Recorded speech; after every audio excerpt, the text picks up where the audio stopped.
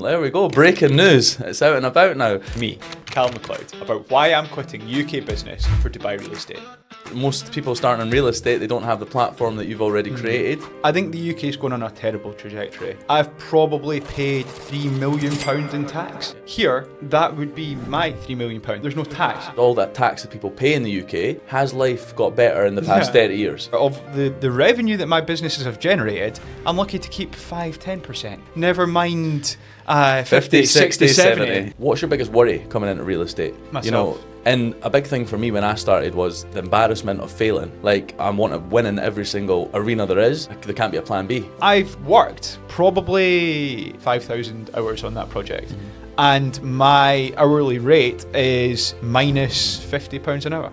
This is the highest level of sales there are in the world. We're selling luxury property in the fastest market in the world. You're weird, aren't you? You're like, you're a bit of a screwball. I watch people changing their lives, and honestly, it can't be more fulfilling. Why would you leave the very successful business that you've built and ran and grown to jump into this crazy world of Dubai real estate? If you don't do a deal in 3 months, quit real estate. I basically got on a plane back home and I needed to find £5 million in a week or I was going to lose £750,000. And welcome to the show where we talk to successful people about the bits you don't see. Today, we're talking to me, Calum MacLeod, about why I'm quitting UK business for Dubai real estate. So, as we already know from my reel last week, I am starting in real estate with White & Co. In September. And I'm lucky enough to have Calum White here to have a little chat before we start. We're going to flip the script a little bit. He's going to be asking me quite a lot. We're going to be speaking about my decision, why I've done it, why I'm quitting UK business for Dubai real estate. So yeah, hi Calum, how you doing? Hello Calum, there we go, breaking news. It's out and about now. First of all, very lucky to be here because most people starting in real estate, they don't have the platform that you've already created. And most people starting in real estate, they wait until they're in the office to start putting content out and getting ready. But you know, you've beaten them to it. So I guess, like, same as you've just said in the intro there, the biggest question that anyone's going to ask, and it's a valid question, is why would you leave the very successful business that you've built and ran and grown to, you know, jump into this crazy world of Dubai real estate? Is it going to be two things? Is it going to be one thing? Are you going full focus? Is it going to be full focus real estate? How's it going to work? Yeah, so full focus real estate, funny story. So this last kind of week or two, like my whole life, I've thought there's not enough hours in the day. And I've stepped back from everything I'm doing. I've got like bits to box off, but I'm not in the day-to-day.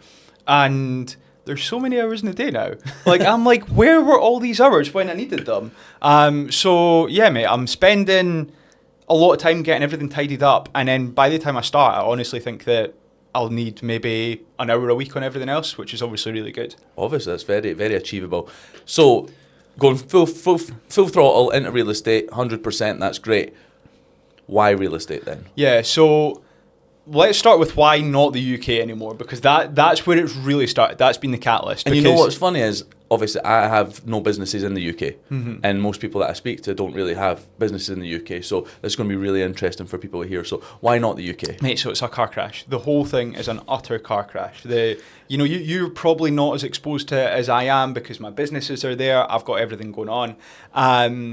At any given point, the bank account that I've got the most money in on any of my businesses is the VAT account. I collect VAT, I put it there, and at the end of the quarter, I give the government VAT.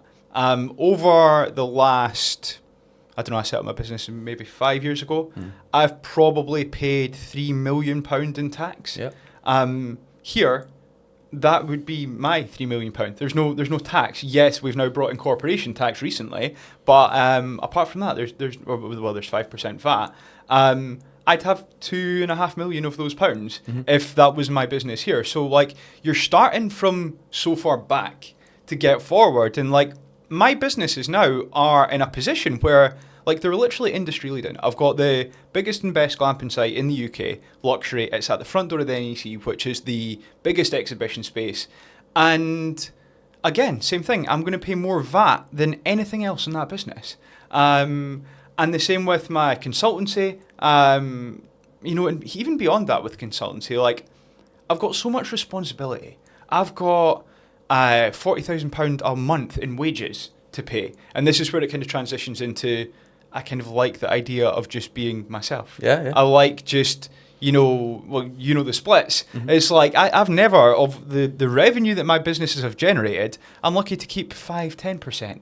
Never mind 50, 60, 70. Yeah. Like, it's nuts, mate. So, like, yeah, that's the kind of start of it. But that's, up until the last maybe 2 or 3 years. More recently, I think the UK is going on a terrible trajectory. Yeah. I think that it's becoming a third world country. I really do. We've obviously seen just this week the Deputy Prime Minister resigning after tax evasion, I think they've called it. And, it's a political party that is so anti that stuff. And then their second in command is doing it. And, like, mate, everyone does stuff like that. But, like, people in glass houses shouldn't throw bricks. Yeah. And they have been throwing bricks like fucking mad. And, yeah, here we are. That's now happening. I mean, I'm not going to get too political on this. And you know what's funny is I dislike the UK, as in to be there. I don't mind the people that are there. Like, I want everyone to thrive and I want everyone to do well. But I dislike the way that it's set up to hold people back. Yeah. So we'll not get too political with it. But, like, even just that thing you're talking about there, like, that is a crime. But then it's just, they just resigned and, and then on to the next one. The next politician lies to us, then they get away with it. The next politician lies to it. And, a big thing that I've always said is all that tax that people pay in the UK, has life got better in the past 30 years? Yeah. You know what I mean? We're paying more tax than ever, but things are not getting better. Homeless, crime, whatever else, you name it, it's not got better. But we'll not, like you said, we don't want to get too political there. So let's not go with, not just the politics, because that's something that people are in control of. Let's look at, safety. Let's look at the weather. Let's look at, I think a big thing that the UK misses, and a lot of companies and a lot of countries miss, I think opportunity.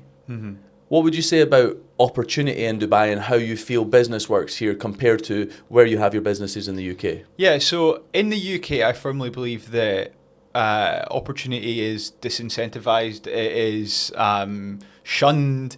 It's almost like you don't want to speak about it too much as well, from like a general public perspective, because it's like, you're never going to do that, or what you think you're better than us and stuff like that. Whereas here, from a business and government perspective, it's so incentivized. It's so like they're putting on stuff all the time to grow things, to make businesses better, to bring businesses here.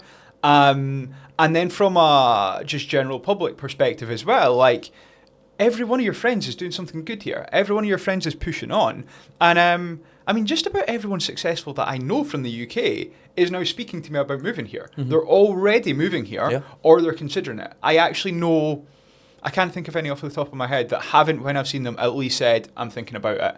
And that's down to the opportunity. That it's just so strongly pushed here forward, and it's almost pushed back in the UK. Yeah. So that's why not the UK.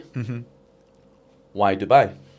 Let's look at the other side of it. So we've said opportunity is in abundance in Dubai. What else? What else is, you're going to get rid of the employees, as in not get rid of them, but it means it's not your responsibility anymore. You're going to go full frontal into real estate. What is the goal with being a Dubai real estate broker? What's making you want to take that jump? Yeah, so Dubai first. The reason that I'll never leave Dubai, and I firmly believe this, I will be here my entire life. Will you? I feel the same, 100%. I'll be here forever. There is no way I'll ever leave. The only thing that could maybe happen is Saudi takes a whole load of steps forward 15, 20 years from now and maybe move across there. But for now, like, look at you. You walked in the door this morning. You just opened the door. How many people's doors do you go and just open in the UK? You don't, because they're locked, because it's unsafe out there. There's people coming to steal stuff. Whereas, you leave your doors unlocked, you leave your car key in the car probably. It's so safe. Again, the tax thing, we've already touched on that, so that to one side. The opportunity, again, weather. We just spoke before. We started about like the gym and stuff. Like, everyone here is going to the gym in the morning. I just don't think that happens as much at home. So you're almost like pulled along into a good lifestyle, I feel here. Yes, there's the odd person that'll come across, they'll go out drinking, they'll spend 3 months, they'll come and start in real estate, they'll go home, owe their mum £10,000 and they'll spend the next 2 years working in Tesco paying that off. But you know, the majority of people that come here, they do get pulled along. They do become successful just as part of like being around the people here. And so, mate, I'm such a better person since I've come here. Obviously, you know, I've been here 5 and a bit years now, I think. About that. I'm such a better person. Like, I am an infinitely better person than I was at home. And mate, I feel it. See, when I go home, I feel like the Calum of 5, 6, 7 years ago almost coming back into me. And it's like, that's like a weird thing to say out loud, but I get that, and I'm like, I need to get back home to Dubai as quick as I can so that I can get back to that person on that good level again. And mate, it takes me a week to get back up to speed after I've gone back to the UK of like, you know, all of the negative mentalities come back, and then you come here and it's like, bang, right, I've fixed it and we're back again. So going from, you know, what you've done in the past, what transferable skills are you going to bring into real estate? You know, at the same time, you're essentially new to real estate. Not new to sales, not new to working. You're going to see the benefits of your work this time. You know, you're going to be taking home, for anyone that doesn't understand, the starting commission in Dubai is 50%, and at White & Co it goes up to 70, at some companies it's 60, some companies it's 80, but White & Co is 70. So Calum here, in a year from now, could be earning, you know, whatever he kills, he gets 70% of. Whatever goes on that board, you get 70% of. And, you know, if you're any business, whether that's Dubai or the UK, and someone told you, your margin's 70%, you'd be like, wow, that's great. So what transferable skills are you going to bring to the job that's going to, you know, hopefully set you apart and help you get to where you want to be? Yeah, so obviously I've got businesses at home, and I feel like real estate is a business within a business. You know, you've got White & Co as a banner, and then you've got your own business within it. And so I believe that every part of that business that I've had before, I'm going to do in here, but it's just going to be in a smaller little cocoon that I've got much more control over, and I feel like I'm going to have much more, I don't know what the word I'm looking for is, like power within those things. Like the marketing that I'm going to do is going to go so much further because it's not spread across a team of 15. It's spread across a team of 1. Yeah, I'll maybe do some joint deals with some other team or somebody in another company, but I feel like it's going to be a lot more potent because of that. My biggest thing has always been marketing. So as we spoke before, I've already filmed a series of videos on selecting my area. I've been out and about to 5 different areas. I went to Dubai Hills, I went to Arabian Ranches, I went to Damac Hills, Dubai South, and Dubai Lagoons, Damac Lagoons. And obviously there's quite a lot of similarities between them. We can come on to that in a bit. But I've already filmed a series of selecting my area. I'm doing this. This is going to get released the week before or the day before I start, or maybe the week of me starting. And so marketing's always been my thing. I understand psychology. I understand how to get people to click stuff and all those sorts of things. And I'm really going to double down on that. Sales is probably my second best skill, I would say. So, you pair the two of them together, and in theory, you're laughing. I run a sales team. I always have. I've had a sales team of at least 3 for 4 years. It's been up to 5 at points. And I've brought them on a lot. So, I understand from a front-end sales perspective, I'm potentially going to be a bit rusty on that because I've not done sales directly myself to day-to-day banging the phones in a few years. Although I did get a little practice a couple of weeks ago. I thought, if I'm going to do this, I'm going to do some cold calling, see if I've still got it. And I felt like I did, which was good. So marketing and sales. But then the thing that I've never been good at until now, until probably the last 2 years, is like admin and keeping stuff up to date and all those sorts of things. And I think that that's probably something that people will neglect. Yeah, so in real estate, we get excited because we've got deals going on. And then that part of the seesaw, it drops. You're on one side, you've got everyone working on deals, we're trying to close, that's great. You want to make videos for Instagram and YouTube and all that, that's great. And then we start going, whoa, your stock's dropping. And that's the basics, which is, the admin, make sure you upload listings, make sure you look after your listings. Because I think a big thing that a lot of brokers in the market, and this isn't at White & Co, we do have some of them, we're not perfect, but there'll be brokers like this in all over the market. We're not here just to list a property. We're here to actually work on a property and then sell it. A lot of people put a property online and for a month don't speak to an owner. You know what I That's mean? madness. And obviously, I'm part of an estate agency in the UK. Like, that's crazy. You have to be updating people, you know, at least weekly. So that's your admin work. The admin work isn't sitting and typing up like hundreds of words and like all that sort of stuff. That's a waste of everyone's time. Your admin work is actually keeping in touch with the people that you said you were going to keep in touch with.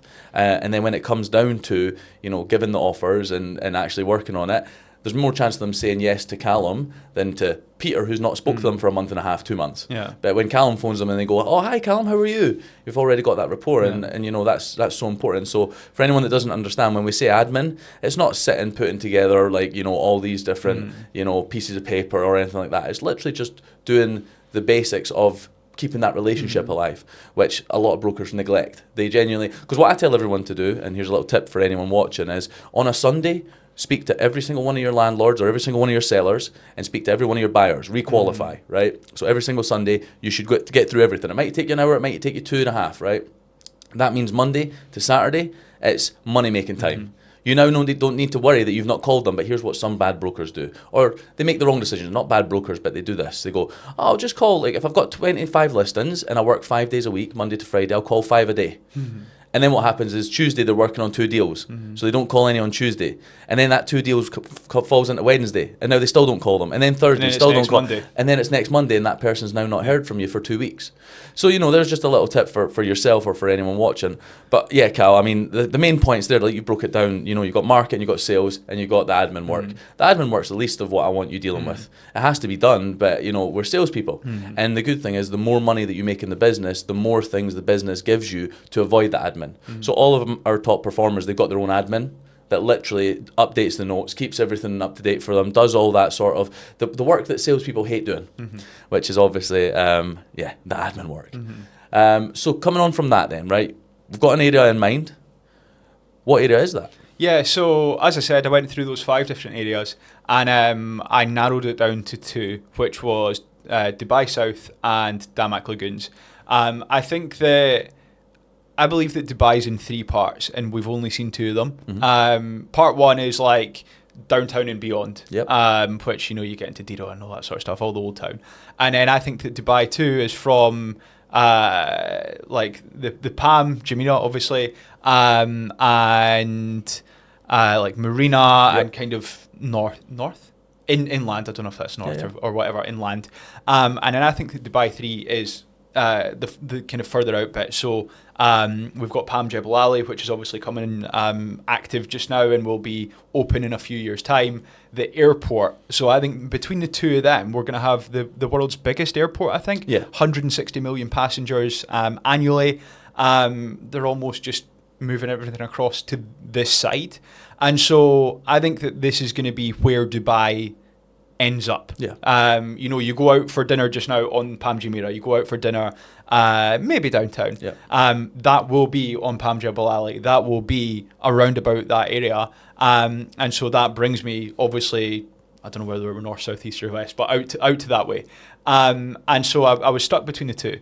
But the thing that has really kind of pushed it for me is that the phase of life, if that's the right term, of Damac Lagoons is at, I feel is perfect. So it's just starting to hand over now. So we've got real houses getting sold to real people that are going to move in and live in them. But we've also got a whole bunch that are, you know, due to get handed over the next 2 years. And so in my head, and you obviously confirmed this before, I didn't know this, but I kind of decided in my head that feels like a phase where a lot of stuff's going to sell. And as you'd said before, over the last 18 months, I think it's been the highest transacting place in the whole of Dubai. Definitely. So I'm glad that I figured that out myself. So yeah, Damac Lagoons. What do you think of it? I think Damac Lagoons, like you said, is funnily enough, I had a conversation with a broker recently that were looking to move areas, one of my high performers. And I said, get yourself in Damac Lagoons. They didn't. But I said, get yourself in Damac Lagoons because you've got, if you're really good with numbers and you're an investor's broker, investors don't need to see the properties a lot of time, right? So they just want to know the numbers. So Damac Lagoons, when it was only, when it wasn't handed over, you can't go along and show a property if it's not handed over. But what you can do is if you're good with your numbers, if it all makes sense, then you can sell properties without even being there. That's a bonus. But then if you're good at selling property through numbers, and then if you're also good with people in person, then you've got twofold. Then you're going to be going out there and showing the properties in person and able to, let them see the vision of Damac Lagoons, because, Dubai's really clicked on to this whole create an unbelievable community, give it a big massive lagoon where all the kids can play and all the families can go out and, paddle board and so on and so forth. Talal Al Ghaf's a good example of it. Mohammed bin Rashid down there at District 1, there's another good example of it. They've got the Crystal Lagoons. These things seem to do very well. Yeah. And Damac have a proven track record. In villas, they're actually very good. And the community, even if you look at Damac Hills, what they created down there, the actual size of the walking path that goes the whole way round Damac Hills Park is ridiculous. You do the walk there, there's literally a petting zoo. Like, a lot of people don't know this. It's like they've got a petting zoo. So you're doing this walk, you go, oh, petting zoo, what's that? You go in, they've got birds, they've got alpacas, they've got turtles, you name it. And it's just one of these things that, it's really interesting. And what they're going to do with this one, think about it, Damac House has been handed over for a long time now. The changes in the culture, the changes in, what they've seen communities like, they can double down on here. So Damac Lagoons is going to be a tasty spot to be in, and there's more stock being sold in there, and it has been for the past 18 months. The Damac Lagoons has sold the most properties in Dubai over the past 2 years, as in that development. Wow. Which is phenomenal, which means there's a lot to get stuck into. Yeah, absolutely. It's a really, really exciting spot for someone going into it. And, you came to that conclusion yourself. Only this morning before we came in here, you're like, by the way, Damac Lagoons. And I was like, what a shout. I asked you off camera before we said it on camera. yeah. No, it is a great shout. And the thing is, it's all this stuff that you're talking about now, people in the office can see. We've got all the systems in place on the back end where you can see exactly what things are selling, how much is sold, what the average price per square foot is. And Damac Lagoons is still severely underpriced. Because it's not a fully fledged community yet. So it's still a place where people should be jumping into, because once that community becomes more mature, once it becomes more of an area where everything's handed over and there's less construction, like we've seen in Talal Al Ghaf, the properties in there have doubled in price. Don't get me wrong, you can't go back and buy it at pre-launch, so you're not going to get that sort of level of return. That might be 100% return, but buying now, you're still going to see a 20 and a 30. So it's really exciting, really, really exciting. So I looked at a report the other day, I can't remember who it was by, one of the big names, and they said that Damac Lagoons had the highest rental yield in the whole of Dubai for villas, and I think it was higher than apartments as well, so it was just over 10%, based on the, obviously, transaction value for sales and rentals just now. Would you agree with that? I think that right now, because there's going to be a lack of stock there, when people want to get into an area, this happened in Talal as well. People, it literally just drives the price up because there'll be so many people wanting in there. Because it hands over in phases. So, example, landlord number one gets his property today, he phones the agent. Agent's probably got 10 people sitting waiting for a unit in Damac Lagoons. Whereas once everything's handed over, the demand will slow down a bit, but by then you'll have already pushed all the prices to where they need to be. So I definitely agree with that. But that's why that's working at in that position just now. So coming on from Damac Lagoons, I mean, Damac Lagoons is going to be great. You're going to be great. What's your biggest worry coming into real estate? Myself. You've been here a long time. I've been here a very long time. I've seen thousands of people come and go, not just at White & Co. I'm talking about. I've seen thousands of people come and go over the years. From when I was a broker I've worked in 5 or 6 different companies. Then I obviously have my own. Not everyone makes it. Your biggest worry is yourself. What 100%. About yourself? So I'm confident I've got the tools. I'm also confident I'm going to learn way more tools as well. And I think, compliment to you and compliment to the company, I firmly believe that you're going to give me every single thing that I need to succeed, and probably a lot more. Where my biggest worry is, and it's not a massive one, but I feel like it's my biggest weak point just now, is that I don't need to do this. Like, I have businesses. They pay me enough to live forever. I could stop working today and they would tick over and I would live the life that I live. So I'm coming to do this to further myself, to better myself, to go and do crazy numbers, to go and do crazy stuff. I'm buzzing for the good side of the job. Like, I feel like I'm made for it. I feel like I'm going to love, phoning up people, getting out to Damac Lagoons, going and showing them, moving in there, living there, going, oh, come and see my house, blah, blah, blah. Like, I'm made for that. But when the going gets tough and in those hardest days, and I've spoke to people about them, I've spoke to Liam Robertson about them, I've had a few different brokers on now, and there'll be that voice in my head saying, you don't need to do this. Just stop. You don't need to do this. And so I'm focusing on that a lot, and I'm trying to, figure out what my next steps are beyond that. But that is by far my biggest concern, because I honestly think it's the only way that I can fail is if I stop. I'm good enough, and the company's good enough, that everything is there for me to succeed, as long as I let it. Yeah. No, I mean, that makes perfect sense, and you won't find many people taking the jump from, successful businesses to now going to do this. And it's the same as me right now. Like, I know that I couldn't go back to being a rental broker today. Yeah. You know what I mean? I'd be standing there waiting for someone who's late, and I'd be like, hold on a second. I don't need to be doing this. Yeah. Off I go. And but because you're aware of it, that's the good thing. It's half the battle. The good thing is, exactly, no one's half the battle.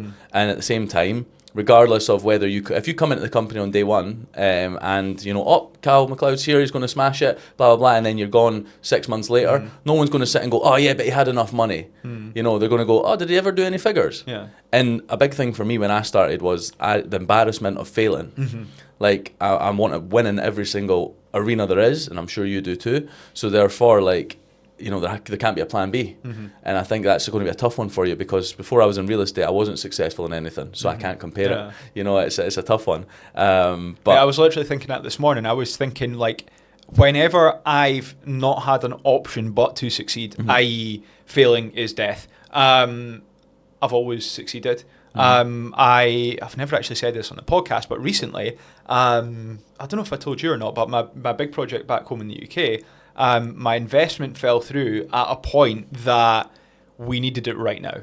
And I basically got on a plane back home, and I needed to find £5 million in a week, or I was going to lose £750,000. And I succeeded. I went home, I found that £5 million in a week. I don't know how. And we pulled it off, everything sorted itself out, and we're now back in a good position. And anything else like that, that's obviously the biggest example of that that's ever happened. But anything where it's like, I do not have an option but to succeed here, I always have. When there's been a choice, I sometimes haven't. Interesting. Real estate in Dubai. And this is a mental thing to people back home. And when you tell people, they just can't get their head around it. And even now, even though people from the UK come and work over here and they do real estate, until they do it, it's still so far away from what people do in the UK. Commission-based only. Commission-based only. Why do you think that's the right way to work? I mean, you don't need to go and do commission only, like you said. I mean, you could go and find a nice little salary somewhere. What's the commission, and why is that something that's appealing? Yeah, mate, I'm just probably wired a bit different. I want to see a direct line between my results that I generate and what I get off the back of it. And a salary is not that. I have people in my companies maybe that aren't here anymore that, were earning the same amount as a really high performer. And you've got these two people next to each other. This one's generating £10,000 a month for the company, and this one's generating 40. And they're getting paid the same amount of money, and it's madness. So, I want the results to directly link to what I get off the back of it. My whole life has been, worse than commission only, because, I was actually thinking about this the other day as well. Like, the first 6 months of anything I've done has actually cost me money. Never mind made me money. My first glamping site, it cost £180,000. It's still not fully paid back. The consultancy, granted, it generated money right away. It's the only thing that I've done that just I put in £500. I turned over £1 million a year at its peak. I've tightened up the profits a bit, and it's a bit less than that now. The big project that I spoke about, the NEC project, I've spent 6 years on it.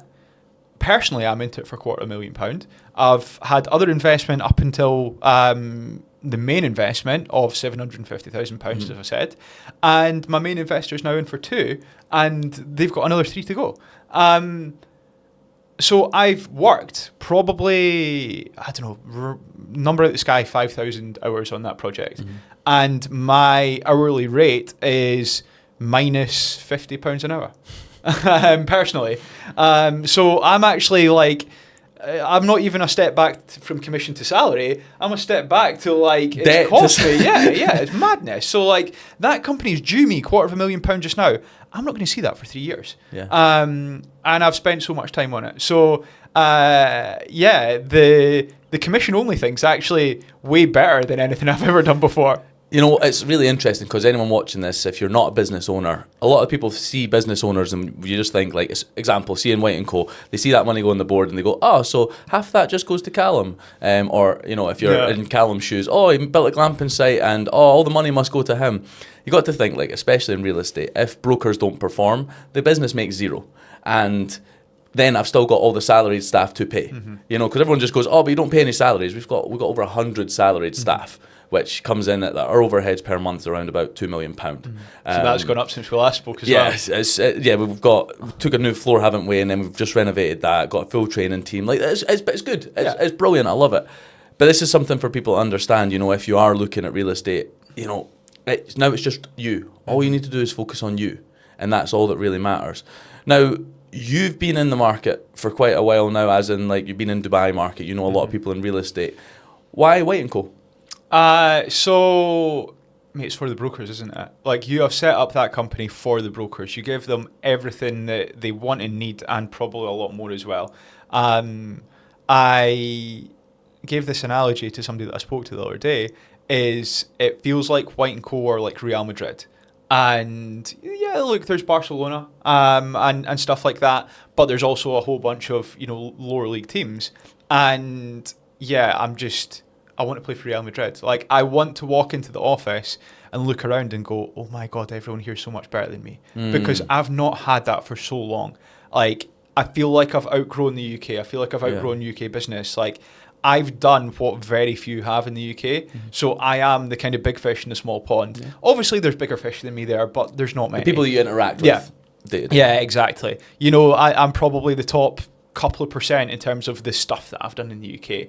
Whereas I'm going to walk into that floor after training and I'm going to go, oh my God, these are all so much better than me. And that's going to pull me forward. Yeah. And I feel like maybe with some other companies here, I wouldn't have that feeling as much. As I said to you before this, I just got added into my group chat for the team that's there, and I was surprised at the quality. I was like, this team of people that are all starting at the same time as me are better than I expected. What did you expect? I expected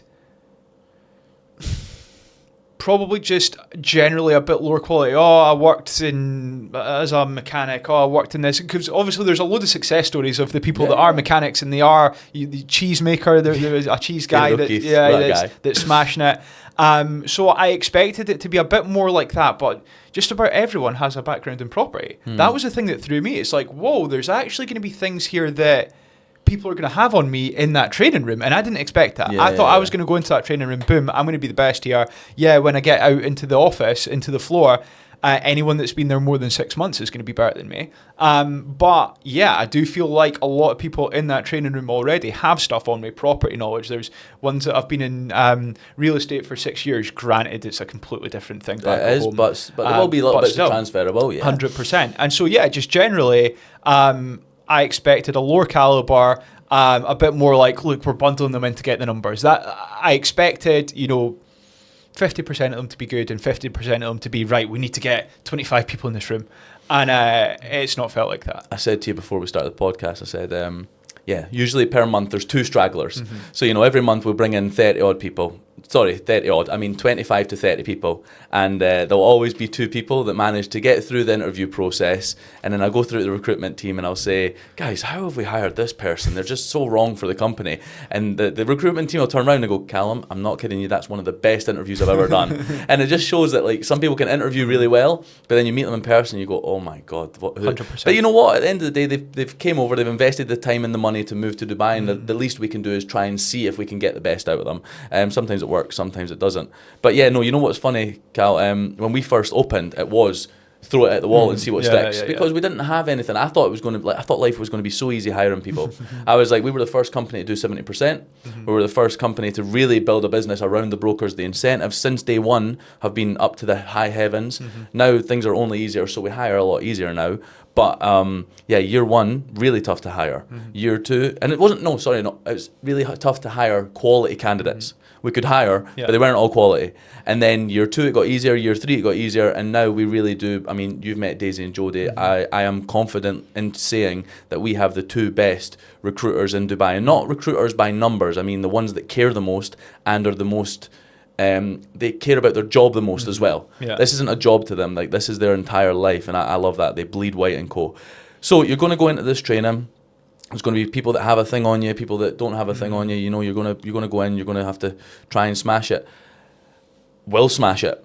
Where do you see yourself in that sort of 3-year mark? Yeah, so I want to do real estate at White & Co for 10 years. Like, it's my 10-year plan to be there the whole time and invest pretty much everything I earn into other stuff and then never need to work again. Love it. I probably will. You know me. Like, as I've said, I could stop now and live an okay life. I could stop then and live an excellent life. So that the 10-year plan is to be one of the best brokers in the country. I'm not going to say the best. I'm not going to be one of those guys, I'm going to be the number one. Like, number one's hard. But top few percent, I wouldn't mind. And I mean, probably that's where I'd like to be in 3 years' time. I'd like to be the main guy in Damac Lagoons. I'd like to be doing some of the bigger transactions. A lot of still the smaller transactions, 3, 4, 5, 6 your bread million. and butter, but a few of the bonus ones. 100%. I'm not going to be this guy that's going to come in and go, day one, I'm going to be the best. And, by a month, I'm going to do a deal. And within 6 months, I'm going to have, taken home 3 million dirhams. Like, I'm going to come in, I'm going to, like, 3 years is probably actually quite a good point for, like, that's when I can look back and go, has this worked? I'm not going to look back after 6 months and go, has this worked? If I barely learned anything by then. If I do a few deals in the first 6 months, I'll be happy. I'm fully in my head expecting to not get paid a penny for 6 months and anything else is a bonus. Will I? Yeah, look, I'll probably do a deal in the first 6 months. But if I don't, so what? 3 years is about learning. I'm going to spend 3 years of learning. If I look back and I go, look, I've taken home a couple of million quid in that 3 years as well, great. And then probably after that is the point of really pushing on. I do want to do a lot of deals myself. So that's one of the main reasons I want to get into this, is to learn. I want to be able to have such good knowledge. Somebody like Talal Joe, he buys deals that have come across his desk because he understands so well, boom, if I buy that for 10 million dirhams, I can put in a pool, I can do this and I can do that and I can sell it for 15. I'm bagging 2 million off of it. And so that's where I want to be. By that 3 year point, I want to have done a few deals myself, loads of deals for clients, and carry that on from there. 100%. It's just so anyone, two things here. First of all, anyone watching, you do not want to work for any real estate company in Dubai for 15, 20, 30 years. The idea is not to be working until you're 50, until you're 60. The idea is to retire early with passive income that you've put your money that you've earned into, and you can retire. Like, it's not to be in the office. Don't get me wrong. If someone wants to work at White & Co for 30 years and they're really good, great. But that is not the goal. The goal is to come here, make your money, and then enjoy life. Like, too many people are caught up on work-life balance, and it ends up being, okay, you can do work-life balance, but guess what? You're going to have work-life balance until you're 65. Or you can work for 10 years and then have not balance, just life. For the next, 30 years, which I think's really important. That's point one. Point two, as Calum's saying, he's someone joining the business and he's talking a lot about learning. He's talking a lot about, coming in that first year, that first 3 years is about learning. The only job that I can compare a professional football player to is this job, okay, as in earnings wise. There are people in our business that earn more than Premier League football players, okay, as in like monthly. There's people that earn more money than almost every other football player. If we're not going Premier League, then it's, it's very easy to sort of beat that level. If you are going in to play for the Premier League, which is the highest level of football, or whatever country it will be, You will listen to the coaches. You will do the diet the way that you're told. You will do the training the way that you're told. You do everything the way you're told. You're not on nights out. You're not away doing, like, you take it very, very, very seriously. But for some reason, because this is a job, the things that we say sometimes, oh, yeah, no, I'll do my best. And then it's like, they're out on a Friday. Then they're out on a Tuesday night, away out on a date, and then so on. There's no problem with people being like that. Some people make it, some people don't. But all I can say is, if you're going to compare it, this is the highest level of sales there are in the world. We're selling luxury property in the fastest market in the world. And then on the other side of that, it's the highest paid job there is, I think, that the financial vehicle that can take you from, to take you to retirement the quickest there is. Yep. So people, if you are coming at this and you're watching this podcast and you're sitting going like, oh, Calum's going into here, he's the kind of guy that will be listening to everything we say. He's saying like the next 2-3 years are about learning, whereas so many people come into this business and they don't earn 500 grand pounds in their first year and they go, oh, this isn't for me. You don't just come in year one. Some people do, but they're the exception. Most people don't come into this job in year one and just earn £500,000. The goal is, if in year one you can take home £120,000, great. Then year two, you try and double it, 240. Then you try and double it again, we're at £500,000. But too many people get caught up and they don't know how to stay disciplined for long enough. Yeah. Like, there's nothing better than when you watch one of these podcasts of the football players. And like, I watched one of Michael Owen the other day. And Michael Owen, he won the Golden Boot at 17-year-old, won the Golden Boot at 18-year-old. He went to his first nightclub when he was 35. That's mental. I'm not saying go to your first nightclub when you're 35, but that was his dedication to going down as one of the greatest. Yep. You know what I mean? Jordan Smith, up until sort of this year, he didn't drink. He just didn't go out to drink. He hated drinking. We've tainted him, unfortunately. No, but point is, when he's on holiday, he has his fun and all that, but he's not out on the alcohol every single weekend. He takes his job very seriously. Same with some other brokers. And I'm not saying you can't have fun, but just a real big thing that I don't think people really think of is the level that we're trying to get people to. You cannot just do it for fun. It has to be serious. So, sorry, I've kind of commandeered it a bit there, but, No, that's a good tangent, though. Go and give me a bit of perspective on that, because I know what Jordan Smith did in July. Yeah.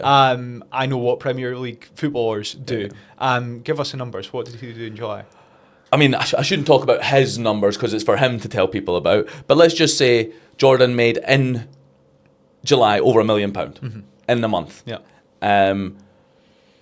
Doesn't have anyone's, he's not a doctor. There's no one's going to die. He's not a pilot. He's not looking after 200 plus souls and has to make sure that if nothing goes wrong, otherwise people die. And I'm sorry I'm going down that route, but when you usually look at people earning life-changing crazy money, apart from athletes, the only other people in the world that earn that crazy money is people with massive responsibility. And I'm not saying it's not a massive responsibility helping someone find a property, but right now, if you're a real estate broker in Dubai and you sold anyone a property in the past 20 years and they didn't sell it, they'd have made money. So really, for us as brokers, things are pretty good for us. No one can really get angry at us at the moment. But no, Jordan Smith earned over £1 million last month. And, right now, looking at the business, we have, someone voice noted me this morning, our 50th on the board right now in sales, our 50th broker, they've earned £95,000. That's 50th. This year. So everything from 49 down to 1 has earned more than that. And I think something that, it's an interesting one for me that I always look at is a lot of people in our business, because we're still so new, we're 5 years old in January, a lot of people haven't been at the business longer than 2 years, a year, 2 years. Yeah. If I could tell you in year one of your job, wherever it might be in the world, that you're going to earn, £80,000, and then year two, you're going to earn £160,000. If I could say to you, that's how it's going to go, everyone would do it and they'd just crack on. After tax as well. Yeah, but there is no tax. You know what I mean? For these guys, like, they just get to, there you go, there's your money. But I think a lot of people, year one's frustrating. Year one's really hard. When I moved here, I had no interest in anything apart from working. I moved here with £2,000. You're weird, aren't you? You're like you're a bit of a screwball. You have to be when you own these businesses. You know what I mean? I've got 500 employees. People are constantly asking me, "You're not stressed?" No, I'm not stressed. Yeah. That's weird. Yeah. But I think that, like, for me, there was no option. I'd never seen money like this. I'd never, like, coming from, what it's like growing up in Edinburgh, and especially where, like, we came from, or where I came from, like, you know, I've got in my office my last ever paycheck in the UK. I was on 18k a year, so my last ever paycheck's like £1,200, and it's framed, and it's just something that, like, you look at that and it blows my mind. But then again, like, you've got all these brokers in there that they should be thinking the same way. And year one is, for a lot of people, survive. Then year two is thrive. And I'll tell you the biggest problem with people in year one: they don't actually stay disciplined. They don't actually get their head down. They don't have a anchor. Like, you know, so back home, what did you do? Well, I used to go to the gym, then I'd go to work, then I'd go home, you know, I'd cook myself some food and I'd go to bed. Okay, now we're in Dubai, what do you do? Oh, well, like, I just finished work and I go to McGettigan's, and then, no, this isn't real life. Yeah. That's the pub mentality in Dubai, that doesn't exist. If you like I saw someone it was one of these pages the other day. It was like a Dubai lad, or like Lad Bible or something. It was talking about Dubai, and underneath it, some girl being like, "Yeah, the only thing I miss is the pubs," and I'm like, "You miss sitting in pubs? Like you, I just know that you're not going to exist in Dubai for very long." Now, I'm sorry, I might sound like a pompous dickhead here just talking about, like, pubs and stuff, but I just mean, like, what happens in pubs? There's no conversation worth its salt. So yeah, that first year we have so many people that in year one they don't listen, and then at the end of year one they have a freak out, and then that's, you know, and it'll be the company's fault. Sometimes it is, sometimes it's not. The good thing is, see, in year one, when you've not got that many people, it can be the company's fault. See, in year two, you've got a few more people, maybe it's the company's fault. But now when you're sitting with 500 people, and you've got, like I just told you, when you've got over 50 of them that are earning really good money, and they're not even at the point yet where they're very experienced, I can just go, well, they can all do it. That's the big thing for you. How many people do you know from Edinburgh that work for us that do well? Oh, loads. So you're screwed if 10, 15, you're 20? screwed if it doesn't go well. 100%. Because the point is, it's going to be like, oh, well, if they can do it, you can. And 100%. that's something I love when people come at the business and they've already got a friend in the business doing well. Because if it's ever not going well, I go, well, he can do it. Doesn't mean we're not going to help people. I just mean, like, you can't use an excuse that the company's not doing something. So yeah, like, and you know what's funny is, that would have bothered me back in the day, you know, they've let... If someone tells me something they're right, I will change things, because sometimes we do get it wrong. Not recently. We're pretty good now, but I think I told the story last time I was on the podcast about someone who's really good for the business. He left and he'd said that, you know, no one had checked in with him for 9 weeks.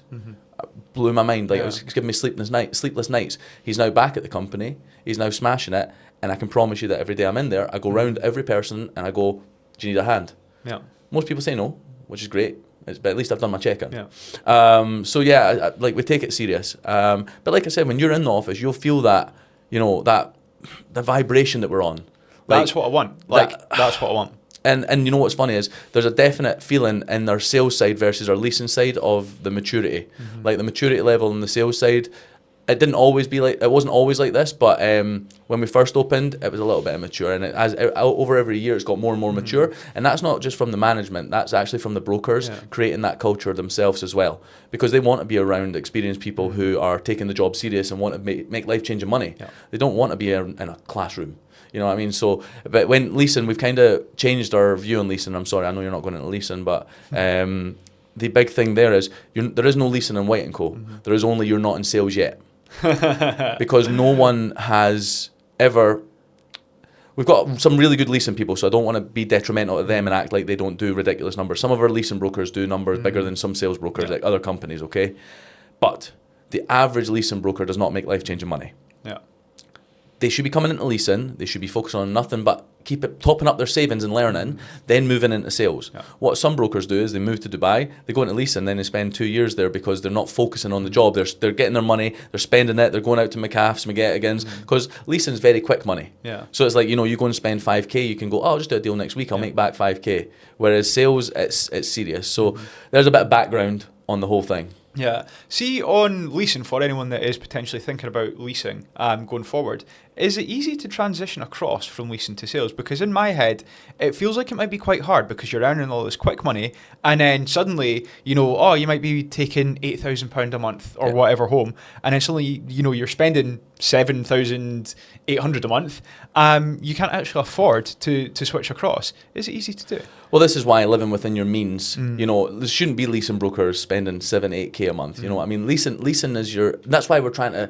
So we've got the 7th floor, we've got the 8th floor, we've got the 20th floor. The 20th floor is just finishing a renovation where the entire leasing team is moving up to the 20th. And that is essentially, it's going to have a training room up there, which is specifically for leasing.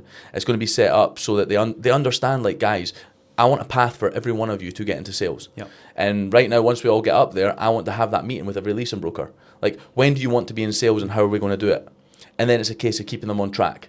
Because, like I said, it's so easy to get distracted. It's like a breeding ground. It's like a training academy for sales. Correct. That's exactly what it is. And that's what I need them to understand. But it's not that you're not important to the business as a leasing broker. You absolutely are. But where the money comes in the business, it's not from leasing. Yeah. It's from the sales brokers.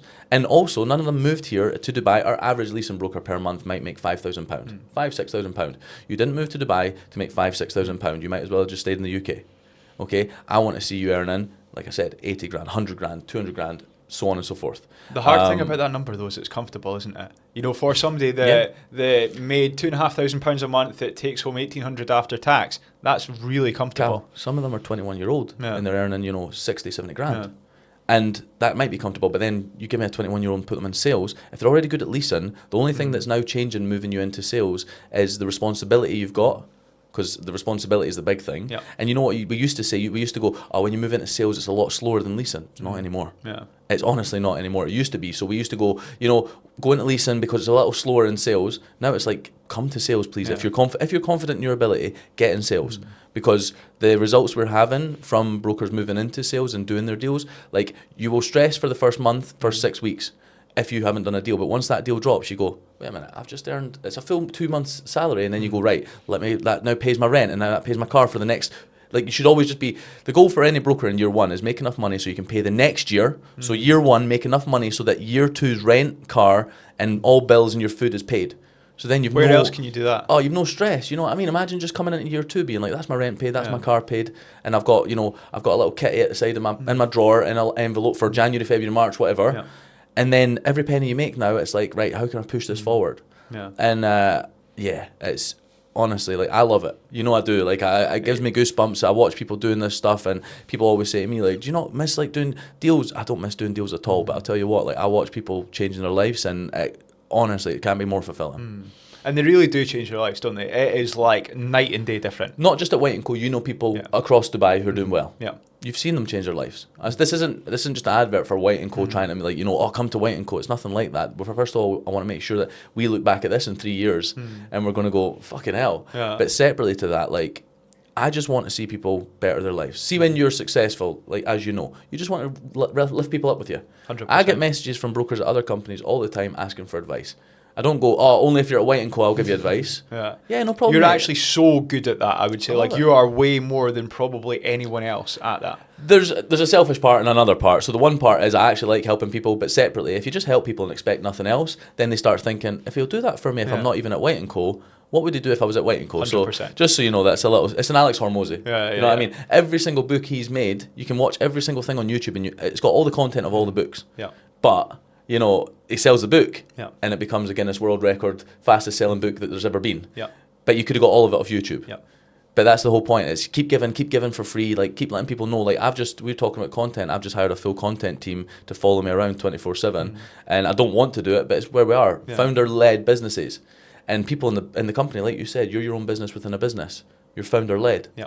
So, Calum from Damac, Lagoons, that's what it's going to be. Yep. So it's really exciting, mate, and I think you're going to absolutely smash it. Listen up, you at home listening to this, or in the gym, or on your way to work, wherever you are listening to this. If you've made it this far in the episode, you must have liked it a little bit. Something that would massively help me is if you hit the follow button, the subscribe button, the like button on whatever platform you're listening to this now. It'll help me bring in the absolute best guests that we possibly can so that you can listen to even better people. Also, give us a follow on Instagram, TikTok, LinkedIn, wherever you're usually on. That would also do us a massive favour. Thank you.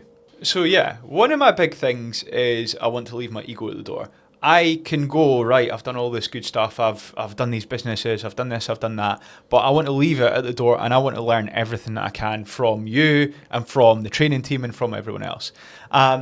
What does a good first 3 months look like? What should I be doing? A good first 3 months. Getting yourself in a position so that the next year is good. Some people get confused and think a good first 3 months is doing a deal as quick as possible. I want everyone to do a deal as quick as possible. The quicker you make money, the quicker business makes money. The quicker you make money, the quicker the pressure comes off you. Yep.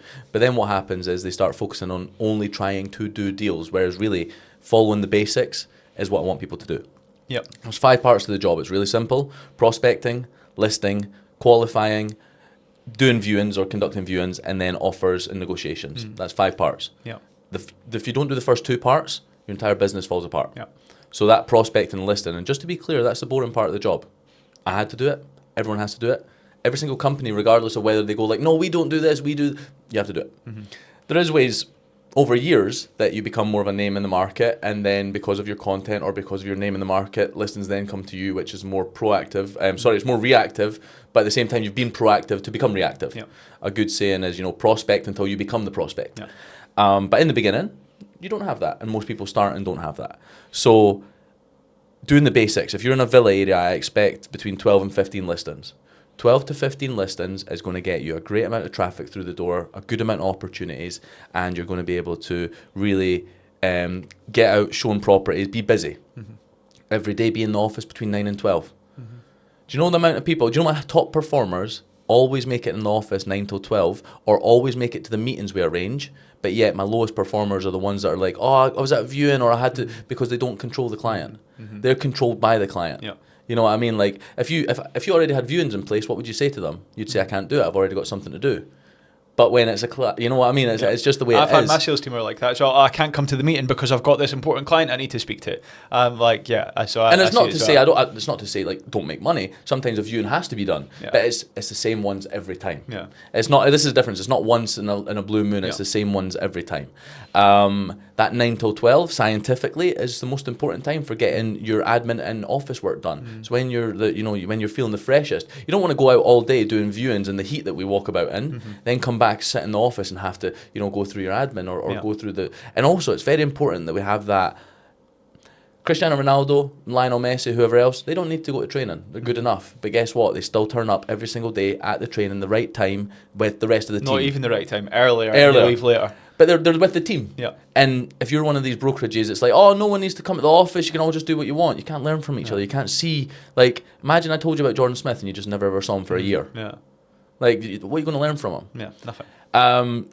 So, first of all, basics. Secondly, that first part of the day, you're in the morning, in the office, in the afternoon, please be out the office. If you're out the office, you're making money. Yeah. It's great. There's things that we'll really nail into when we start the training and stuff, but if I had to give a massive tip about, one of the things that I think so many brokers in the market don't do, it's 2 things actually. First one is qualifying and asking for the business. So qualifying is easy. You're simply asking questions. That's not what I'm talking about. Asking for the business, most people don't understand that in Dubai, like as in buyers and sellers and tenants and landlords, they don't understand that the market here is not like anywhere else in the world. So example, I can show you a property and I work at White & Co, but then there's 10 other companies that have the same property. So would you rather see 10 properties with 10 companies, or do you want to work with me and I'll take ownership of your home search? I will take ownership of your investment search. I don't see me and you talking on this first conversation as a once conversation. I see this as the start of our business relationship, where over the next 5 years, I'm going to help you create real wealth. And going down that route with people. And some people are still going to be like, yeah, and then they're going to lie and call the next broker. But if you can take that conversion rate from 2 people sticking with you out of 10 to 7 people sticking with you out of 10, your earnings are going to 3x. So that's a really big tip for people there. And then secondly, and this one is so stupid, but do what you said you were going to do. Do you know the amount of brokers that get off a phone and I'm like, what's the ask you? Well, I'm going to go send them over the stuff. Right, so why are you going to make a coffee? Right, so why are you wait? Oh, no, I'm just going to make it. No. If you want to show that you are the best, how are you going to differentiate yourself from the rest of the market? Here's what the rest of the market does. Oh, yeah, no problem. That's fine. I've got all your details. I'll get everything over to you. They come off the phone. The tenant or buyer doesn't hear from them for 3 hours. There's a set sequence on how to do it. Do you know that people that get back to people within 5 minutes have a 37% chance higher closing rate? So like just from the start, just from making sure that you got back to them quickly, the end of that result seems to work better. The whole thing works better. And closing, I talk about closing. I could never sell you a house you didn't want. You could never sell me a house I didn't want. Closing has changed a lot from the 1980s. We're not selling photocopiers. We're not selling window glazing. We're not selling SIM cards. At the end of the day, our job isn't to push heavy sales. Our job is to educate and reassure. So I take Calum out, he sees 10 houses, he doesn't like any of them, guess what? I take you out, I show you more. And then I show you more until you eventually pick one. And as long as I'm listening, as long as I'm actually following your criteria, and as long as we're, process of elimination, right, I showed you this one, you didn't like that, and you can see that we're working together, why would you go anywhere else? It's only if I can't get you what you need that you should go somewhere else. But that whole journey is so simple and so basic. So, that's the biggest things there.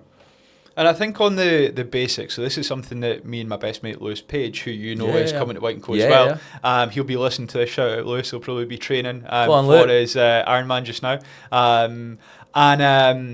We speak about this all the time. He's got a very successful business. It is a trade business. And he says, the thing that I do that nobody else does that has made my business so much better than anyone else's is we do what we say we're going to do, we charge what we say we're going to charge, we turn up when we say we're going to turn up, and we do the job that we say we're going to have done. And that's it. Yeah. And that puts you ahead of 70%. Yeah. No, not even 70. 95. And out here, 99. Probably. Genuinely 99. And it's not that real estate brokers are bad, but if there's any company that you've heard of and they're the ones with the good ones. Yeah. Simple as this. Don't start going like, this new company's crept up and I think that I should I get it. White & Co was a new company at one point. But where the market is now, you don't want to, you want to set yourself up for the best bit of success. The White & Co's, the Allsop, the House & House, the Trio, the whoever else, they're good companies. And the reason is because you can tell by looking in the market they are.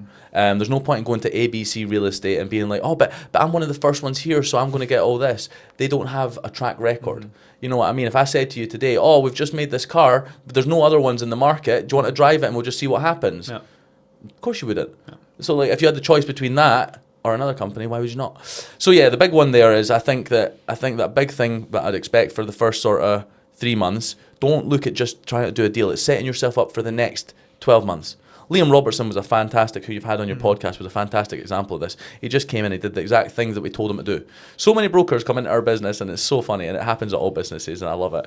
We tell them exactly what they want to do, but they think there's some secret way to do it. Yeah. And then they'll spend a month trying to do the secret way, and then they'll come in and have a freak out to us and be like, I don't know what's going on. And we'll be like, well, what are you doing just now? Well, I thought I'd try doing this. And I'll be like, well, why don't we just go back to what we taught you? And then a month later they come in and go, crazy that the basics work, isn't it? Honestly, Neil, managing director, I sit in the same office as Neil, but usually I'm cracking on my laptop, I'm doing other things, someone comes in to get help from him. The amount of times per year that I hear a broker come in and go, Neil, you were right, it was just the basics. I am not kidding you. If you've got to think, if we're in the office 300 days, I'm hearing that 300 days. Yeah. It's so simple. And even the Jordan Smiths of the world, yes, there is a secret sauce that he has and you can't recreate it, okay? But he also does the basics the best. Yeah. His calls, his listings, they're all perfect. His follow-up game is fantastic. So yeah, that's the first 3 months. Sorry to make that so long-winded, but it's very simple. You need to do the basics and you need to set yourself up for the next 12 months. Yeah. This job is a pipeline job. So, going and doing a few calls and then being like, right, I'm going to go. My favourite one is in trainings. Calum, should I go to networking events to try and meet buyers and sellers? I'm like, you've either got the portals which we use where people who are buyers and sellers actually are, or you can go to networking events and see if one might be there. Throw a rod into a bunch of random people. The 10 that you speak to, you might get lucky and get the one of the 100 in the room that actually is going to buy something. Yeah. Or you put a listing live and you actually get people that are inquiring on the said listing. Yeah. And just so anyone knows, most people don't buy the listing they inquire on. Yeah. That is essentially your bait. It's not bait as in that we're putting anything wrong out there, but the point is that initial lead that will come in, they will 1 out of 10 closes on the listing that they inquired on. The other 9, you're going to have a process of viewings, elimination, re-qualifying, all these sort of things. That's an interesting one. That's not something I'd thought about before, but makes so much sense. So we spoke about the first deal. When is amazing, when is okay, and when is bad for me to do my first deal? If you don't do a deal in 3 months, quit real estate. If you do a deal... Bookmark. If you do a deal after 2 months, a little bit late, I would expect better from you. If you do a deal between that 1 month and 2 month mark, I think that's solid. We have a lot of people that come in and they might do a deal in their first 3 weeks, 2 weeks, so on. But it would be wrong for me to sit on a podcast and go, yeah, people do their deals in their first 2 weeks, 3 weeks. Because that's your time. The annoying part of this job, and why every person who moves over, we have to make sure that they've got the savings. First month is 100%. We look at that as you will not make money. Because that is your time to do part 1 and 2 of the job, which is prospecting and listing. And in all honesty, in this market right now, that is the hardest part. The hardest part is actually getting stock from owners, because the market is more about relationships now than it's ever been. So see the people that are in the market and they come into a company that has no training. So like they don't come into a White & Co or any of the good ones, and they're just thrown onto a desk. This is how they're taught to call. Hi there, it's Calum from blah blah. Have you got anything for rent or sale? It's Calum from, like, no value, no trying to arrange a proper conversation, not trying to build for the future. For me, I want every single person you talk to could be something in the future. Like, how are we getting them onto your list of where you're sending out market reports? How are you going to meet them for a coffee, even though they don't want to sell, just to speak about the market and see where it's going? And then next thing you know, they give you 2 referrals. That's where people don't think anymore. Yeah. They simply think of, can I get a quick result right now? And there's 2 things right now. The youth of, oh God, we sound so old. The youth of the day now, we're so entitled that things need to be immediate. And that's fine, because we live in a world with immediate gratification. You go on Instagram, you put a photo on, 100 people like you and think you're good looking. Like, that's immediate gratification. Yeah. We live in Dubai, where you can order a bottle of Coke and it's at your door in 5 minutes. Yeah. But when it comes to real estate, you need to build quality relationships. And that is where the winners in this market are going to be over the next 3 to 5 years. Which is a big thing. So yeah, I think that's a big thing. So sorry, to be successful in sales, between 1 month and 2 months, great if you do a deal there. Between 2 months and 3 months, if you do a deal there, it's a little bit late. Anything after 3 months, don't stay in real estate. You really probably don't have what it takes. There will always be the odd story of someone going like, oh yeah, I went 6 months without a deal and all that. If you were at White & Co and you went 6 months without a deal, we would be very worried. Like, I seen someone recently put up a podcast going like, yeah, I did 6 months without a deal. That's madness.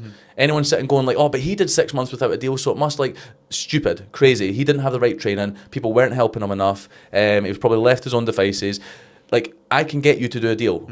See anyone in our company, if they come to me, and we did an exercise, I think it was about 2 months ago. I said, 10 people come who needs help. Out of 10 people that came to me, 9 of them, I got them to do a deal in a month. 1 of them didn't do a deal, and unfortunately they had a family issue. They had to go home, so I couldn't get them to do the deal. But the point was, I know for a fact that I can get people to do deals. When we have someone properly struggling, if we zone in on them, we can get you to do a deal. And at least that's the first one not off the line, or the second one, or the third, or whatever. If you're going through a drought, I'll help you. And you know what it is? It's really funny. See with this doing a deal, because I held a meeting about it. It's simply accountability. Every one of those people, the 9 that did deals out of the 10, okay, every one of them already knew what to do. And most of the time I was just going, yep, that's the right thing. But what I was doing is I'd get up in the morning, I'd go to the gym. I get to the gym at 5 a.m. I'd message them at 6. Saying, right, what's the update? And then they go, oh, I was going to wait to tell you when you were in the office. I went, tell me now. And then I'd message them halfway through the day, just broadcast lists. So I had all 10 of them on a broadcast. And I'd message them going, what's the update? And I'd message them again, what's the update? And I just kept doing that. And then they'd tell me, and then I'd either go, yep, that's the right thing to do, or I'd give them a little bit of advice. And the accountability is just massive. And it's not to say people aren't accountable, but when you're going through a slog or a hard time, it's really hard to stay motivated. Yeah. When the CEO is messaging you, going, "What's the update?" I'll message you again right after that, saying, "If you don't reply to me in an hour, I'll be like, right, come on, what's the update? I need to know." But this is the thing; it's actually an interesting thing to show most people. It's actually not that you even need help. You know what to do. Yeah. You're just not doing it. Yeah. Or even things like just letting people know they're doing that. Oh, you know what? I've got an offer for them, but it's 9 o'clock. I don't want to call them till tomorrow. I went, are you joking? You've got an offer for them. It's £1 million. It's 5 million, and you're going to wait till tomorrow to call them because it's late. Drop them a text right now. Say, hey, I want to give you a call. I've got an offer. Yeah. Oh well, I just didn't want to annoy them. You're not annoying someone telling them you're going to make them money. So, mate, yeah, it's an interesting one, but. Yeah, anyone who goes longer than 6 months without a deal, you've really made a big mistake at the company you're at. And then secondly, anyone longer than 3 months of not doing a deal, it's not good. It's very not good. It's really bad. Yeah, that's a big problem. Okay, now let's extend this out. What's an associate director? How long does it take? What do I need to do to get there? I see a lot of the successful people getting there. Yeah. 3 million in a year. So 3 million dirham in a calendar year is what gets you associate director at White & Co. And is that on the board or is that take home? Board. I struggle with this at times because as the company gets better and better and brokers get better and better and the market price of things have got more expensive, it takes less deals to get there. But But it's still a bloody hard thing to do. Yeah. And I don't think anyone should be penalised for it, because I often have in my head, I go, right, it was 3 million, should I move it to 3.5, should I move it to 4, should it move with the times? But it's not fair to do right now. Yeah. It's not fair to do just now. But what I would say is the associate directors, the target's 3 million on the board. Once they do that 3 million, they're locked in at 70% with the business. Okay, so they're locked in at 70%. I expect 3 million minimum every year, just to be clear. Some people think like, oh, they're just locked. I expect that as a minimum. Yeah. They get unlimited holidays, which means they don't need to be in the office if they don't want to. Guess who's in the office more than anyone? My associate directors. Of course. It's just, it's something that brokers really push for.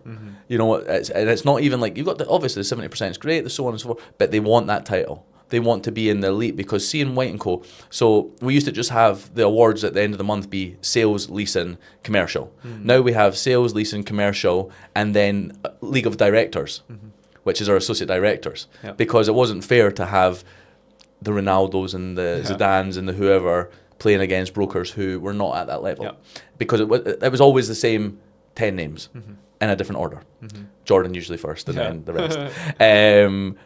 But now it allows people to, really lift their game. And I always say something that's something that people hate to hear, but it's so true. You only get better by playing better. Like last month, July, Jordan was ridiculous. Last month, Jordan was third. He hates it. Yeah. He hates it. But the thing is, by being around Jordan, he's raised other people up. Yeah. By being around Wame, she's raised others up. The way that people act once they're in that group, they go, wow, I'm in with the big dogs now. And you know what's funny is, as soon as you hit associate director, we take you off the other screen, we put you straight on that one, and now you're back to the bottom. Yeah, I've seen that. So I've seen a guy, is it Mike Stevens or something? Yeah. He went to associate I always director. get shit because I call him Handsome Mike. Right, he's very handsome. And he said, back to the bottom. Yeah. Here we go, I'm back to the bottom, or something like that. And that's a guy who drives about in a red Ferrari, is billed a hell of a lot of money. He's a great guy in the office, and everyone really likes him. And what he's done actually, and for anyone listening, just so you are aware of how Mike done that. When Mike joined the business, he just sold what he needed to sell, kept working on it, doing the reps. And now he focuses on the sexy stuff in Talal. So the big tasty villas, the big nice ones. And it's paid off for him, because the average deal value he probably does now is around about probably 650, 700k. So his average deal commission is between £120,000 and £140,000 on the board. Yeah. And then he's 70%, means he's taking home 70% of that. Yeah. But that didn't happen easy. There's times Mike had a little drought. And I hope Mike doesn't mind me saying this. He's a good guy, he always wants people, he's an honest guy. But yeah, there's times when Mike went through a drought, because it's not easy to get into those sexy villas. Yeah. So, but then there's twofold to it. Do you go full frontal, 100% into them, or do you go, right, I'll go and try and get in the sexy stuff, but I'll put 50% of my effort in the bread and butter. Good thing is Mike's got money anyway. He trades, he's got a lot of money in crypto. So things are going well for Mike. But if you're not, you've got to do it the right way. Yeah. So on the market, everyone's always saying it's going to drop. It's going to drop this year. It's going to drop next year. And it's my favourite thing for the past 4 years. Every single podcast I've ever done, market's not going anywhere, and it just keeps going better. It looks great. So there's so many brokers. Eventually, I want a little montage of me being like, "There's nothing to worry about the market from like every single year." But yeah. So, as somebody who's coming into it, should I be concerned? Everywhere, we talk about the UK because we're from there. Everywhere is on its arse. Everywhere is fucked. Dubai is not. Yeah. Dubai are capitalising on this perfectly. They're going, right, okay, this is really bad over here, let's do better here. Right, this is really bad over here, let's do better here.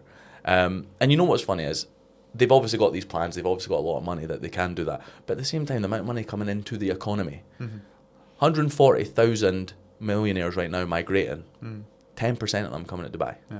So, sorry, for anyone who doesn't understand, 140,000 millionaires across the world are changing where they live. 10% are coming to Dubai. The most percentage are coming to Dubai. And we're a 0.001% population of the world. Who are usually millionaires friends with? More millionaires. So once they move here this year, who do they start talking to? Their mates back home. Mate, the safety out here. Mate, my kids, and not having to worry. The schooling system, the healthcare, all the stuff that we love and adore, get over here. And then next year, it's going to be another 10%. And then the year after that, and it's crazy. It's just, and the more major companies move here and move their headquarters here, the more are going to continue migrating here. Yeah. And yeah, it gets hot. Listen, it gets hot. Okay, that's the only thing that anyone can. There's two things that people can never complain to me about Dubai, and I always sit and I go, "What are you talking about?" But hey ho, oh, is it not really hot over there? And the place has no culture, it's no soul. I'm like, Jesus Christ! I'm from Edinburgh. The culture is junkies outside of KFC and people fighting every weekend. You know what I mean? Or even worse, you go down to London or something like that, and there's people getting stabbed daily. Your watch is off your wrist. Like never, like oh, that's a great culture. Oh, I miss it so much. All the culture. You go over to Barcelona, pickpockets everywhere. You go somewhere else. You know what I mean? So where's all this culture in all these countries that, oh, but the buildings look good. Well, great. Well, you're looking at one of these buildings, make sure someone doesn't stab you. Make sure someone doesn't rip the bag off you. Yeah. And I'm serious about that because it's like, you know, I've been on a lot of travel in this year. I'm again been on a good few holidays now over the summer. Every single time I go somewhere, I'm getting a message on Instagram, be careful, no one robs you there. And I've never felt unsafe in any of these places. Like, I'm a big guy, I'm all good. But I just mean, like, every single place, all people are talking about is safety. No one's messaging me like, oh, like, there's more people messaging me about safety than recommendations on things to do or to go. So it shows that safety is a big thing.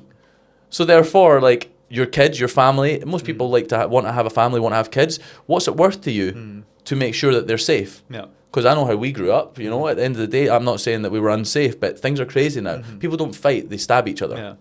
Like, and that's just being honest. Like, we come from the same place, and a lot of people who will be watching this have the similar backgrounds to us. Like, back in the day when you were younger, you know, 12, 13, 15, 16, you have a little fisticuff with your mates. You have a wee punch up, you just make up, all that. Now people are going home, getting a knife and trying to stab people. Like, it's insane. So, yeah, I think that the market has nothing to worry about because everywhere else in the world is so bad. And as much as some of the papers and some of the media want to try and make people, they don't want, like, you've got to think, every single time you see something in a paper, they don't want people to leave. If people leave, they can't consume that media. If they can't consume that media, the papers and the news make less money. I don't know how to put it any plainer. There's literally a post that went out yesterday about some girl being arrested in Dubai, but the parents don't want to release why she's been arrested. She just made a mistake being in with the wrong group, got life sentence. She's got a life sentence in Dubai, but no one wants to tell us what she did. Right, you let us know what she did and I'll tell you if I feel sorry for her. Because I'll tell you what, I don't feel sorry for anyone that breaks the law. Okay? This whole, like, I've been here 10 years, I've never had one problem with the law. Guess why? Because I'm not an idiot. It's always someone who's an idiot who's done something wrong. And you know what's funny is they get themselves in trouble and someone goes like this, oh yeah, no, well, you know, it wasn't perfect, but, because you know they've been up to no good. So anyway, and you know, it's a crazy, crazy world we live in. But Dubai, as far as real estate goes, sorry, coming back onto that, we're still severely overpriced compared to the rest of the world. Underpriced. Sorry. Hopefully. We're underpriced compared to the rest of the world. You look at London, you look at New York, you look at Mumbai, you look at Singapore, you look at anywhere, Monaco, you name it. We're massively underpriced, price per square foot. And then you add in the safety, then you add in the lack of tax. Then you, like, why would people not be coming here? You tell me, why is the market going to go down? We can't even keep up with the amount of people moving here. Like, I don't get where people get this coming from, because you know what it is they had one big article that came out about it and the world went mental for a day. But then one day you've got Bloomberg telling you the market's on the rise, next day you've got Knight Frank telling you it's on the rise, next time you've got Finch on saying it's going down, and it's you can't really win. But the point is, from someone who's in the market right now, anyone that even comes to Dubai, you can just see it. Like, you know it's not going down. You know it's not. So yeah. And so I said to you before, there's a few questions I'm going to ask that I know the answer to. That is one of them. Like, I wholeheartedly. Oh yeah, you wouldn't be going to real estate then, would you? No, 100%. I'd say everything you've said and more. What is the one trait that all of the really good plus brokers have? I'll give you two, because I get asked this every single month with the new starters. I'll give you two because they're very important. First one is they become synonymous with their area. Okay, they become like synonymous. For anyone that doesn't understand, you think of that area, you think of them. Jordan Smith, 1 Pam, Pam Jumeirah. Wami, anything with the 5, 5 Pam, and then she does a lot of other things. Then you've got, Talal Joe, perfect example. Maidan Man. Then you've got, let me think, Blue Waters J. All my associate directors, they do not just spread themselves all over Dubai. They are experts at what they do. And they deserve every part of it, because jack of all trades or master of none, you know what I mean? Jack of all trades, master of none. That's what some brokers think. One of the big frustrations from some brokers is, but I want to work in a few areas because my owner's got properties in other areas as well. Let me explain something to you. Our job is not to look after all the properties that owner has. Our job is to provide a good service. So if I work in the Palm, and this owner has given me 2 units on the Palm, and he tells me I've got something in Damac Lagoons, and you work in Damac Lagoons, if you're an expert in there, Our job is to get his property sold as quick as possible. It's not for me to go try and sell it just so I can get more commission. Commission is a byproduct of good service. What should be said, because here's brokers' favourite thing to say back to us, yeah, but he says he only wants to work with me. So you're telling me this guy's got £1 million in this investment and he only wants to work with you instead of working with the expert that works in that area. It's simple. You go back to them, you say, listen, I appreciate you want to work with me. I can still be your point of contact. But Calum, who works in Damac Lagoons, is our expert in that area. He's going to get that property sold way quicker than I could for way more than I could. I'm going to still look after your units on the Palm Jumeirah and we're going to work on those. But let's get this sold. But what some brokers do is, because they've not got enough going on, they want to hold on to everything and then they end up spreading themselves thin. So yeah, being an expert in the area is one thing. Two is that they are resilient to the amount of deals that fall through. A lot of people think that, you look at the top brokers and they close every single deal. No, they just have a lot going on. They're not sitting with one thing and then they go, if that falls through, oh God, which they don't walk around the office moping at everyone and being negative. They have a shit day, they go home, they come in the next day ready to attack. So that's two things that I think are very big and, synonymous with the area. I'll stand by that till the day I die. Dubai is too big for people to just be like, oh, I'll have a property here, there, everywhere. And especially like, how are we going to know all the areas? People that work on the Palm that don't even know everything about the Palm. Never mind now you know everything about Marina, Palm, downtown. Like, you're spread too thin. So yeah, it's not for me. Flip it around. What's the one trait that all the bad brokers have got that the good ones don't? Priorities are wrong. Priorities are wrong. There's people that are really good at the job but can't stay consistent at the job because they have wrong priorities. So I guess you could say consistency is one of the things, or the negative is not being able to stay consistent. Work doesn't feel like work when it's a priority. When you know your goals, when you know what you want to achieve. I struggle to see how people can sit in that office, watch the money some people make, and not live there. Live in that office until you do it. Like when I used to be on zero, it was like an itch I couldn't scratch. I was be sitting in the office embarrassed because I'm still on zero. I'm like, oh my God, people are going to see that I'm on zero. Maybe that's the wrong way to think. I don't think it is. I seem to have done quite well. But yeah, no, I think that, a big thing is a lack of commitment to what they want to achieve.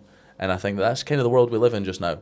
There is definitely a correlation between people who are a little bit older in the business and doing well versus the young ones that get distracted for a year. It doesn't mean they leave, but they get distracted for a year, then they start working. So what someone like yourself could achieve in a year one, usually the younger person achieves in year two because they spend a year messing around.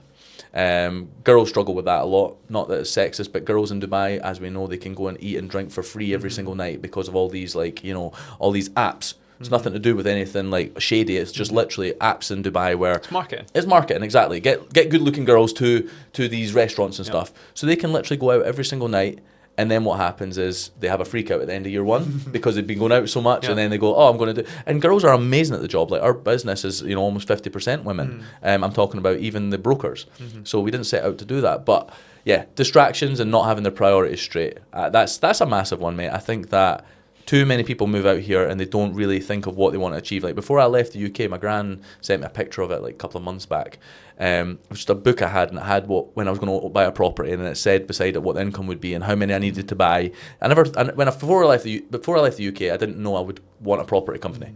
As soon as I landed, I knew I'd want one. But she found it, and it was like, oh, this handwriting's terrible. It's from when I was like 20, whatever, and it's all like stupid, but I'm looking at it and I was like, I always knew that it was passive income that I came here to make. And yeah, sick. Last thing, I start in a couple of weeks. By the time this comes out, it'll be up probably a couple of days. Give me some goals, give me some targets. What do you want from me? And we'll play this back in a year's time, in 2 years' time.